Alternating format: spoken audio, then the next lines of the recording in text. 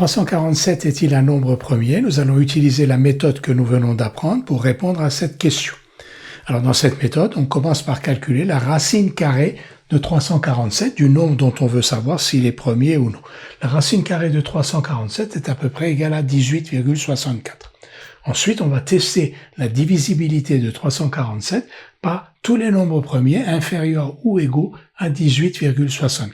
Les nombres premiers inférieurs ou égaux à 18,64 sont les nombres premiers qui sont inférieurs ou égaux à 17. Donc 2, 3, 5, 7, 9, 11, 13, 17. On va donc tester la divisibilité de 347 par chacun de ces nombres premiers. Si 347 est divisible par l'un quelconque de ces nombres premiers, alors il n'est pas premier. Et si 347 n'est divisible par aucun de ces nombres premiers, alors 347 est un nombre premier.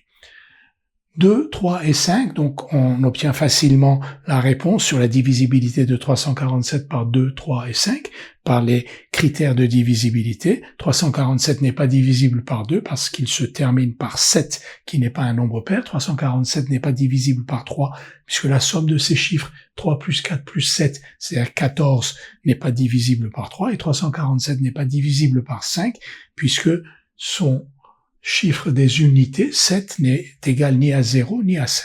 Donc 347 n'est ni divisible par 2, ni par 3, ni par 5.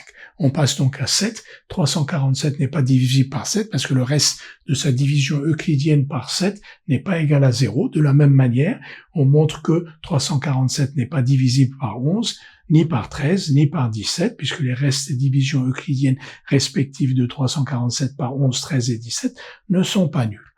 347 n'étant donc pas divisible par ces nombres premiers qui sont donc tous les nombres premiers inférieurs ou égaux à racine carrée de n, 347 donc est un nombre premier.